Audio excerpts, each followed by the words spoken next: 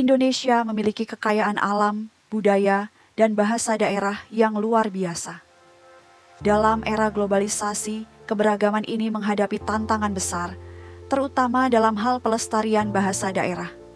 Ekowisata hadir sebagai jembatan penting untuk menyatukan lingkungan budaya dan identitas linguistik masyarakat lokal.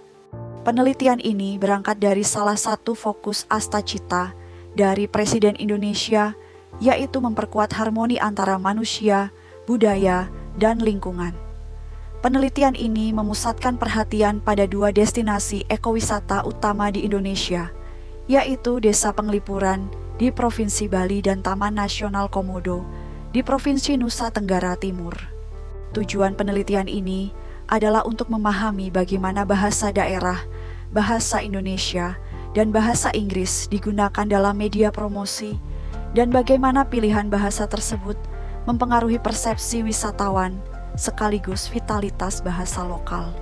Penelitian ini bertujuan untuk menganalisis identitas budaya yang ditampilkan dalam media promosi ekowisata, mengukur vitalitas bahasa daerah menggunakan kerangka EGIDS dari UNESCO, menggambarkan hubungan antara bahasa dan identitas budaya, dan membandingkan penggunaan bahasa daerah di berbagai destinasi ekowisata. Metode yang digunakan adalah metode deskriptif kualitatif. Data diperoleh dari media promosi media sosial dan website resmi. Semuanya beralih menggunakan promosi digital seiring meningkatnya penggunaan media sosial. Para peneliti menelaah penggunaan bahasa daerah, Indonesia, dan Inggris untuk menilai vitalitas bahasa lokal dan melihat bagaimana pilihan bahasa ikut membentuk pandangan wisatawan terhadap ekowisata Indonesia. Hasil penelitian menunjukkan bahwa bahasa Bali yang digunakan di Desa Penglipuran merupakan bahasa yang berada pada level EGIDS 6A, yaitu bahasa yang masih stabil digunakan antar generasi. Sedangkan bahasa Manggarai dan Bajo yang digunakan di Taman Nasional Komodo berada pada level EGIDS 6B, yang menunjukkan penggunaan bahasa daerah lebih terbatas. Bahasa daerah di media promosi umumnya hanya muncul sebagai istilah budaya, seremonial, atau nama tradisional saja.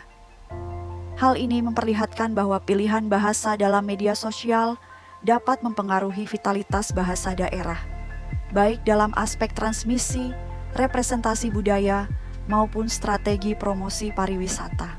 Hingga akhir tahun 2025, penelitian ini berjalan sesuai rencana.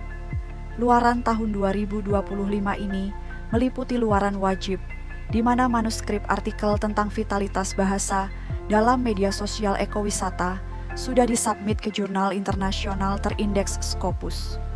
Meskipun ditolak oleh jurnal Humanities di Liman, artikel yang sama kini sudah disubmit ulang ke Ciele Journal, Studies in English Language and Education Journal. Selain itu, penelitian ini mempunyai luaran tambahan yang berupa draft artikel kedua tentang analisis multimodal pada website ekowisata yang sudah siap disubmit ke jurnal nasional terakreditasi Sinta II, yaitu Jurnal Kata, a Biannual Publication on the Study of Language and Literature.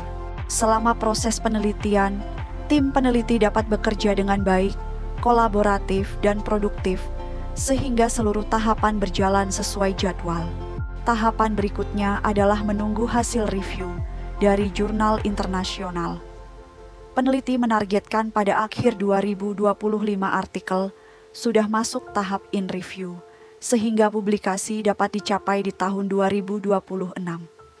Pada tahun berikutnya, penelitian akan dilanjutkan dengan fokus pada destinasi ekowisata lain di Indonesia seperti Danau Toba, Tangkahan, dan Bunaken.